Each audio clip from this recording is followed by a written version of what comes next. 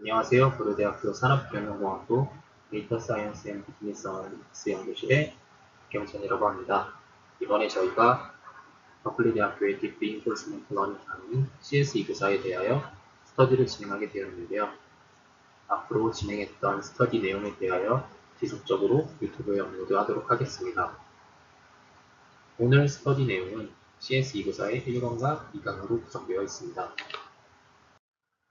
다음에 오늘 우리가 하게 될 내용입니다. 오늘 우리는 강화학습이 무엇인지에 대하여 먼저 알아본 후에 왜 우리가 그냥 강화학습이 아니라 딥 강화학습에 관심을 가지고 이것을 해야 되는지에 대한 이유를 살펴보도록 하겠습니다. 그런 다음 강화학습으로 풀어야 되는 문제인 Sequential Decision Problem에 대해서 정리하고 그에 쓰이는 터미놀로지와 노테이션에 대해서 알아보도록 하겠습니다. 그리고 이 강의 주요 내용인 이미테이션 러닝에 대해서 살펴본 후에 이미테이션 러닝이 가지는 한계점에 대해서도 알아보도록 하겠습니다. 마지막으로는 3강에 대한 프리뷰 느낌으로 리워드 펑션을 정의하는 데 어떤 어려움이 있는지 살펴보도록 하겠습니다.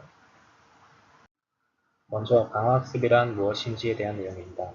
강화학습은 간단하게 말해서 환경 안에 정의된 에이전트가 주어진 이득을 극대화하도록 행동하게끔 하는 방법론이라고 할 수 있습니다. 이 과정을 형식적으로 표현하기 위해 도입되는 개념이 바로 액션, observation, reward인데요. 액션은 에이전트가 주어진 환경 하에서 취할 수 있는 행동 집합을 의미합니다. 그리고 observation은 에이전트가 환경으로부터 얻을 수 있는 정보를 의미합니다. 따라서 에이전트는 observation에 기반해 액션을 선택하게 됩니다. reward는 에이전트가 액션을 취했을 때 얻게 되는 보상을 의미합니다. 이 액션 observation reward에 대한 개념을 좀 더 명확하게 하기 위해 실생활의 예시를 통해 한번 알아보도록 하겠습니다. 첫 번째 예시는 강아지 훈련 상황을 가정한 것입니다. 이때 액션은 강아지가 취할 수 있는 모든 움직임이 액션이 될 수 있습니다. 그리고 observation은 강아지가 감각기관으로부터 얻을 수 있는 정보를 모두 observation이라고 할 수 있습니다. 그리고 reward는 강아지는 궁극적으로 주인으로부터 간식을 얻고 싶어 하므로 food가 된다고 할 수 있겠습니다. 두 번째 예시는 좀 더 포멀한 예시로서 로봇을 컨트롤하는 상황을 가정한 것입니다. 이때 액션은 로봇이 취할 수 있는 모든 움직임, 즉 로봇이 갖고 있는 모토의 움직임이 된다고 할 수 있겠습니다. 그리고 observation은 로봇에 내장된 카메라가 찍어내는 이미지가 이 경우에 observation이 됩니다. 그리고 reward는 로봇에게 어떤 태스크를 수행하게끔 하느냐에 따라 다르겠지만 그 태스크의 성공 여부를 측정할 수 있는 어떤 메저가 리워드로서 정의될 수 있습니다. 마지막 예시는 조금 색다른 예시인데요. 재고관리에 강화학습을 적용해 본 예시라고 할 수 있습니다. 이때 액션은 무엇을 살지가 액션이 됩니다. 그리고 observation은 인벤토리 레벨, 즉 재고 수준이 observation이 되고요. 리워드는 프로핏이 된다고 할 수 있습니다. 즉 주어진 재고 수준 하에서 어떤 물건을 사야지 이득을 극대화할 수 있을지에 대한 문제라고 할 수 있습니다. 그렇다면 우리는 왜 그냥 강화학습이 아니라 딥 강화학습에 관심을 가지고 그것을 하려고 하는 것일까요?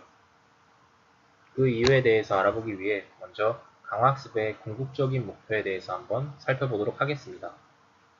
강화학습의 궁극적인 목표는 결국 사람과 같은 인공지능 머신을 개발하는 것입니다. 그렇다면 인공지능 머신이 가져야 할 핵심적인 요소는 무엇일까요? 그 핵심적인 요소는 바로 학습입니다. 사람은 태어나면서부터 모든 능력을 갖고 태어나지 않습니다. 하지만 사람은 성장 과정 중에 학습을 통해 다양한 태스크를 수행할 수 있는 능력을 얻게 됩니다. 따라서 인공지능 머신이라 하면 이런 사람과 같은 러닝 메커니즘, 즉 학습 알고리즘을 가지고 있어야 합니다. 그렇다면 사람과 같은 러닝 알고리즘의 조건에는 무엇이 있을까요? 그 첫 번째 조건은 바로 엔드-투-엔드로 학습할 수 있는 알고리즘이어야 한다는 것입니다. 밑에 그림은 로봇을 컨트롤하는 전통적인 방법론의 예시인데요. 이 전통적인 방법론 하에서는 로봇을 컨트롤하기까지 각 단계가 존재하고 각 단계별로 독립적으로 알고리즘이 설계되어 있습니다. 따라서 이 모든 과정을 엔드-투-엔드로 학습하는 것은 불가능합니다. 하지만 사람과 같은 학습 알고리즘을 개발하기 위해서는 엔드-투-엔드로 학습하는 것이 필수적이라고 할 수 있습니다. 다음 그림과 같이 엔드-투-엔드로서 학습할 수 있게 된다면 각 단계별로 독립적으로 알고리즘을 설계할 필요 없이 하나의 알고리즘만으로 학습이 가능하게 되므로 굉장히 효율적일 것입니다. 엔드-투-엔드로 학습할 수 있어야 된다는 조건 외에 두 번째 조건은 바로 다차원의 인풋 데이터와 다차원의 아웃풋 데이터를 잘 처리할 수 있어야 된다는 것입니다. 사람의 예시를 통해 생각해보면 사람은 오감을 통해 굉장히 다양한 인풋을 받아들일 수 있습니다. 마찬가지로 사람은 한 가지 행동만 수행할 수 있는 것이 아니라 여러 가지 다양한 태스크를 수행할 수 있습니다. 따라서 인공지능 머신은 최소한 다차원의 인풋과 다차원의 아웃풋을 잘 처리할 수 있는 알고리즘이어야 할 것입니다. 그럼 이제 앞서 제시했던 세 가지 조건에 기반하여 왜 우리가 딥강화학습에 관심을 가지고 딥강화학습을 하려고 하는 것인지에 대한 답을 내려보도록 하겠습니다. 그 이유는 다음과 같습니다. 일단 첫 번째로 강화학습 알고리즘은 디시전 메이킹 프레임워크를 제공하기 때문에 다양한 아웃풋을 생성할 수 있는 좋은 알고리즘입니다. 그리고 딥러닝 알고리즘은 모델을 엔드-투-엔드로 학습시킬 수 있으며 다차원의 인풋 데이터를 처리하는 데 좋은 알고리즘입니다. 그렇기 때문에 이 두 가지를 합친 딥 강화학습 알고리즘은 인공지능 머신이 가져야 하는 학습 알고리즘의 조건을 모두 만족시킴과 동시에 현실 세계의 복잡한 문제를 엔드-투-엔드로 해결할 수 있는 좋은 알고리즘입니다. 그렇기 때문에 우리는 딥 강화학습을 하려고 하는 것입니다. 여기까지가 구성상 CS294의 1강의 내용이었고요. 다음 장부터는 이제 2강의 내용을 시작하도록 하겠습니다. 2강의 주요 내용은 이미테이션 러닝인데요. 이 이미테이션 러닝에 대해 학습하기에 앞서 저희가 강화학습으로 풀어야 되는 문제인 시퀀셜 디시전 프로블렘에서 쓰이는 용어들과 그 용어를 표현하는 데 사용되는 노테이션에 대해 먼저 알아보도록 하겠습니다. 옵저베이션, 액션, 리워드 펑션에 관련해서는 앞서서 설명을 드렸기 때문에 폴리시 파이 세타와 스테이트에 관해서 중점적으로 설명해 보도록 하겠습니다. 폴리시 파이 세타는 옵저베이션이 주어졌을 때 에이전트가 어떤 액션을 취하는지에 대한 메커니즘을 담고 있습니다. 따라서 모델 구조 자체에서 중간 부분에 해당하는 파라미터들이 파이 세타를 구성하고 있다고 생각하시면 될 것 같습니다. 그리고 스테이트인데요. 스테이트는 옵저베이션보다 좀 더 큰 개념이라고 이해하시면 되겠습니다. 아래 보이시는 그림에 치타가 달리고 있고 가젤이 치타를 피해 도망가고 있는 모습을 보실 수 있습니다. 이 상황에서 옵저베이션을 단순히 저 이미지로 정의한다면 스테이트는 저희가 어떤 목적을 수행하는 데 있어서 알아야 되는 모든 정보를 담고 있는 것이 스테이트이기 때문에 가젤이 지금 달리고 있는 속도, 치타가 지금 달리고 있는 속도, 모든 것들을 포함한 정보를 스테이트라고 할 수 있습니다. 좀 더 구체적으로 예시를 들어보도록 하겠습니다. 다음과 같이 자동차가 치타를 가렸다고 가정해 봅시다. 아까 저희가 정의한 옵저베이션대로라면 저희는 옵저베이션을 이 이미지만을 취급하기로 하였기 때문에 저 이미지 상으로는, 즉 옵저베이션만으로는 치타의 위치를 저희는 파악할 수 없습니다. 차가 가렸기 때문이죠. 하지만 스테이트를 알고 있다는 가정이 깔리게 되면 저희는 치타의 위치까지도 알 수 있습니다. 왜냐하면 스테이트는 저희가 환경에 대해서 알아야 되는 모든 것이라고 정의되기 때문입니다. 이런 스테이트와 옵저베이션 그리고 액션의 관계를 그래피컬하게 표현한 것이 바로 아래의 그림인데요. 특정 시점의 스테이트로부터 그 시점에 옵저베이션이 추출되고 그 옵저베이션을 기반하여 액션을 취하게 됩니다. 그렇게 되면 그 액션과 그 시점의 스테이트를 기반으로 다음 시점의 스테이트가 결정되고 이러한 과정이 반복되는 그림입니다. 이때 스테이트의 중요한 특징이 하나 나타나는데요. 그 특징은 바로 다음 시점의 스테이트는 그 직전 시점의 스테이트에만 영향을 받고 그 전에 있었던 스테이트들에는 무관하다는 것입니다. 저희는 이 특징을 성질을 마커 프로퍼티라고 부르는데요. 마커 프로퍼티는 스테이트의 정의에 근거하여 자연스럽게 성립할 수밖에 없는 성질이라고 생각하시면 됩니다. 여태까지 시퀀셜 디시전 프로블럼에서 쓰이는 용어와 기호에 대해서 알아보았고요. 이제부터 본격적으로 이미테이션 러닝에 대해서 알아보도록 하겠습니다. 이미테이션 러닝은 따라쟁이 모델이라고 생각하시면 됩니다. 이미테이션 러닝은 지도학습에 기반해 있는데요. 자율주행의 예를 들어서 이미테이션 러닝이 어떤 것인지 한번 설명해 보도록 하겠습니다. 이미테이션 러닝은 지도학습 기반이기 때문에 데이터가 필요합니다. 그렇기 때문에 데이터를 모아야 되는데 이때 데이터는 다음과 같은 방식으로 수집됩니다. 먼저 운전 숙련자가 차를 타고 운전을 시작하게 됩니다. 그러면 운전 과정에서 데이터가 쌓이게 되는데 어떤 데이터가 쌓이게 되냐면 운전 과정 중에 차에 달린 카메라가 찍었던 이미지가 인풋 데이터로 쌓이게 되고요. 그 시점마다 운전 숙련자가 취했던 조작들이 아웃풋 데이터로서 짝지어져서 데이터가 형성되게 됩니다. 그 인풋 데이터를 우리는 observation, 그 운전 숙련자의 조작 데이터를 액션이라고 볼 수 있겠죠. 그렇기 때문에 그 observation과 액션이 짝지어진 데이터를 통해 지도학습을 실시하는 것이 바로 imitation learning이라고 생각하시면 됩니다. 그렇다면 이런 지도학습에 근거한 모델을 가지고 저희가 예시로 들었던 자율주행을 잘할 수 있는 모델을 만들 수 있을까요? 이론적으로는 불가능합니다. 훈련이 끝마쳐진 모델의 테스트 상황을 가정하고 설명해 보도록 하겠습니다. 테스트 상황 초기에는 자율주행이 비교적 잘 수행되는 것처럼 보입니다. 이 이유는 왜냐하면 딥러닝 모델이 잘 훈련되었기 때문입니다. 딥러닝 모델은 분사에 굉장히 효율적인 알고리즘이고 그렇기 때문에 테스트 초기에는 큰 에러 없이 잘 진행되는 것처럼 보입니다.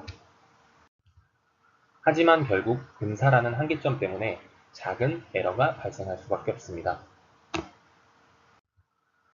그러면 이때부터 문제가 발생하게 되는데 저희가 지금 수행하고 있는 어떤 태스크들은 시퀀셜 디시전 프로블럼입니다. 그렇기 때문에 하나의 디시전으로 모델이 끝나는 것이 아니라 계속해서 결정을 내려야 되는 시퀀셜 디시전 문제입니다. 그렇다면 처음 발생했던 작은 에러값 때문에 그 에러가 계속해서 커질 수밖에 없는데요. 이 이유는 바로 테스트가 진행되면서 데이터의 디스트리뷰션이 시프티드 되기 때문입니다. 데이터의 디스트리뷰션이 시프티드 된다는 것은 좀 더 쉽게 설명해 보면 훈련 과정에서는 훈련해보지 못했던 데이터들이 테스트 과정에서 자꾸 생성된다는 것을 의미합니다. 그렇기 때문에 에러는 계속해서 커지고 발산할 수밖에 없습니다.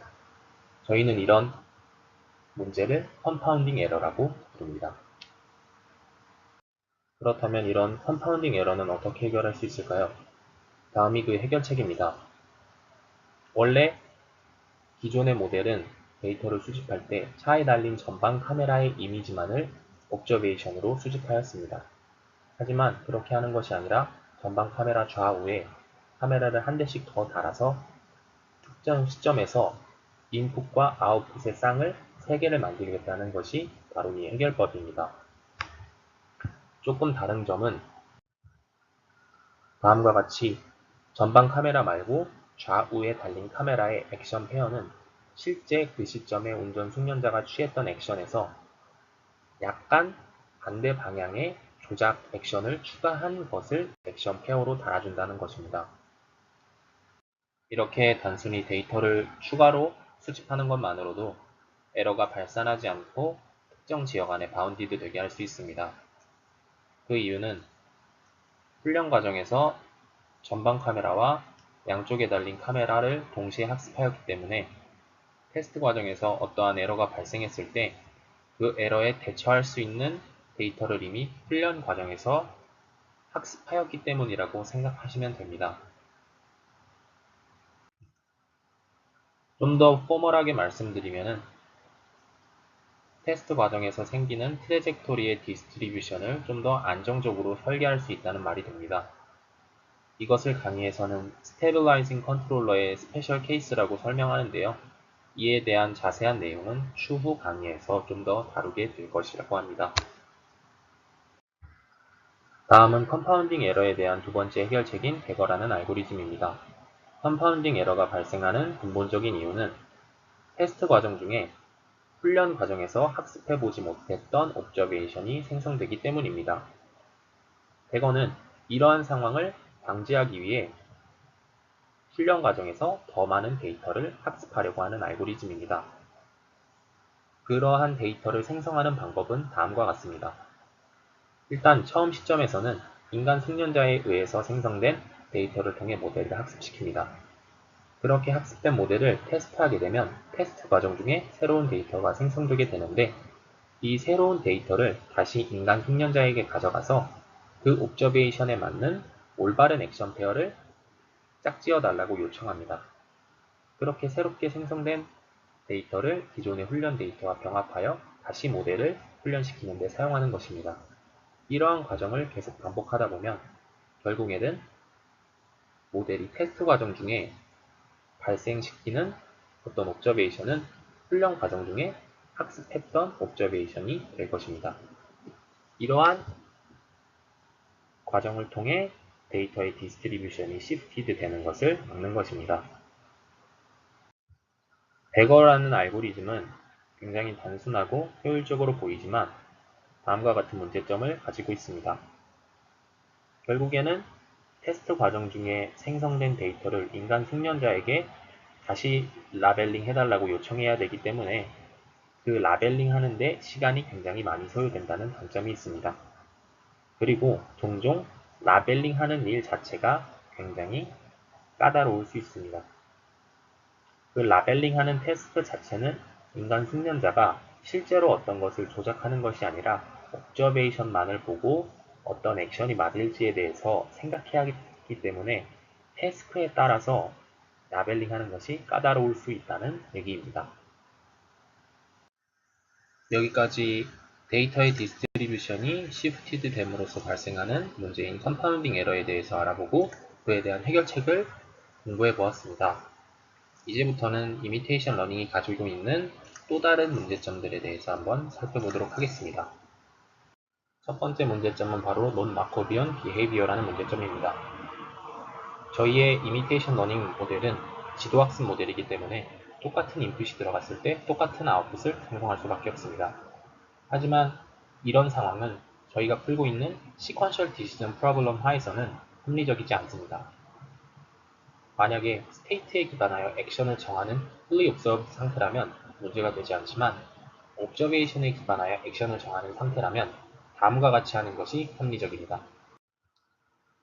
즉, 전 시점들의 observation 모두를 고려하여 현 시점에 액션을 취하는 것이 합리적입니다. 따라서 다음과 같은 해결책이 존재합니다. 바로 RNN 구조를 사용하는 것입니다. RNN 구조를 사용하면 효과적으로 이전 시점의 observation을 고려하여 현 시점의 액션을 구할 수 있는 모델을 설계할 수 있습니다. 이런 RNN 구조의 문제점은 학습이 잘 되지 않는다는 것인데 그레디언트 베니시 문제를 해결하는 LSTM 셀을 사용하는 것이 가장 좋다고 합니다. 논-마코비언 비헤이비어 문제 말고도 멀티모달 비헤이비어라는 문제점이 존재합니다. 이 문제점은 특정 옵저베이션에 대한 정답 액션이 2개 이상 존재하기 때문입니다. 예를 들어 저희가 나무를 피해가고자 한다면 나무를 왼쪽으로 피해갈 수도 있고 오른쪽으로 피해갈 수도 있습니다. 이 문제점은 아웃풋을 이산형으로 뽑아내는 경우에는 문제가 되지 않습니다. 하지만 아웃풋이 컨티뉴어스한 경우에는 문제가 발생합니다. 만약 아웃풋을 컨티뉴어스한 정규 분포로서 학습한다고 가정해 봅시다. 그렇다면 나무를 피해가는 예제에서 저희는 오른쪽과 왼쪽 두 개의 정답 행동을 가지고 있기 때문에 그 둘의 평균을 낸 중간으로 피해간다는 결론을 내리게 됩니다. 오른쪽 아래 그림을 보시면 스키를 타는 사람이 나무를 굉장히 이상한 방법으로 피해간다는 것을 알 수 있습니다. 이러한 멀티모달 비헤이비어를 해결하는 해결책에는 세 가지가 존재합니다.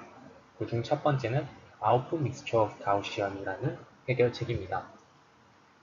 이 해결책은 아웃풋을 하나의 정규 분포 혹은 어떤 분포로만 학습시키는 것이 아니라 여러 개의 분포의 가중치의 합으로서 학습시키게 됩니다.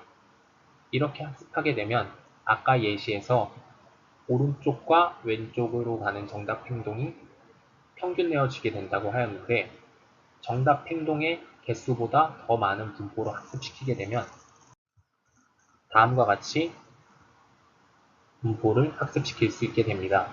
따라서 오른쪽과 왼쪽의 정답 행동 모두의 확률을 높일 수 있게 되는 것입니다. 하지만 이 아웃풋 믹스처 가우시안은 한 가지 문제점이 존재합니다. 그 문제점은 바로 몇 개의 분포의 가중치의 합으로 아웃풋의 분포를 학습시킬 것이냐 하는 문제입니다. 저희는 때때로 몇 개의 정답 행동이 존재하는지 모르기 때문에 몇 개의 분포의 가중치의 합으로 하는 것이 최적인지 알 수가 없습니다. 그렇기 때문에 이런 몇 개의 분포를 정해주는 하이퍼 파라미터를 지정하는 일 자체가 굉장히 까다로울 수 있습니다. 그런 고민에서 자유로운 해결책은 바로 이 두 번째 해결책인 임플리트 덴시티 모델입니다. 이 임플리트 덴시티 모델은 인풋에 이미지만을 주는 것이 아니라 노이즈를 같이 첨가해 줍니다. 우리의 딥러닝 네트워크는 어떤 인풋이 들어오건 그 인풋에 비선형 함수를 학습할 수 있습니다. 그렇기 때문에 우리가 유니모달한 노이즈 샘플을 넣어주었을 때 그것을 멀티모달한 아웃풋으로 산출할 수 있게 됩니다. 이 모델은 앞선 해결책과 같이 우리가 따로 분포의 어떤 것을 하이퍼 파라미터로 지정해주지 않아도 된다는 장점을 가지고 있지만 반대로 학습하기가 어렵다는 단점 또한 가지고 있습니다. 마지막 해결책은 오토리그레시브 디스크리타이제이션이라는 해결책입니다. 멀티모달 비헤이비어가 문제가 되는 경우는 아웃풋이 컨티뉴어스한 경우인데 이 해결법은 그런 컨티뉴어스한 아웃풋을 이산화시킴으로써 해결하고자 합니다. 만약에 아웃풋의 차원이 1차원이라면 저희는 쉽게 이산화할 수 있습니다. 하지만 차원의 수가 늘어나면 늘어날수록 이산화하고자 하는 경우의 수가 늘어나게 됩니다. 그렇기 때문에 full jointly discretization 하는 것은 차원이 크면 클수록 굉장히 어려운 일이 됩니다. 따라서 이 해결법은 아웃풋을 full jointly discretization 하지 않고 한 번에 한 차원씩만 이산화함으로써 계산량을 줄이고자 합니다. 첫 번째 네트워크에서 이미지를 인풋으로 받아 첫 번째 차원에 대한 이산화를 진행합니다. 그렇게 진행한 후 두 번째 네트워크에서 첫 번째 차원의 아웃풋과 이미지를 다시 인풋으로 받아 두 번째 차원에 대한 이산화를 진행합니다. 이런 식으로 컨디셔널하게 이산화를 진행함으로써 차원이 높아지더라도 그것이 지수적으로 증가하지 않고 선형적으로 계산량이 증가하게 함으로써 높은 차원의 아웃풋도 쉽게 디스크리타이제이션 할 수 있습니다. 이 해결책은 두 번째 해결책과는 달리 학습이 용이합니다. 학습 과정 중에 우리는 실제 아웃풋 데이터를 가지고 있기 때문에 그 아웃풋 데이터를 각 네트워크에 인풋으로 집어넣어 주는 게 용이하기 때문입니다. 여태까지 이미테이션 러닝이 가지는 문제점들과 그에 대한 해결법들에 대해서 알아보았습니다. 하지만 이런 문제점들이 해결되었더라고 하더라도 이미테이션 러닝은 좀 더 근본적인 한계점이 존재합니다. 첫 번째 한계점은 바로 이미테이션 러닝이 지도학습 기반의 모델이라는 것입니다. 그렇기 때문에 이미테이션 러닝을 하기 위해서는 인간이 꼭 데이터를 제공해 주어야만 합니다.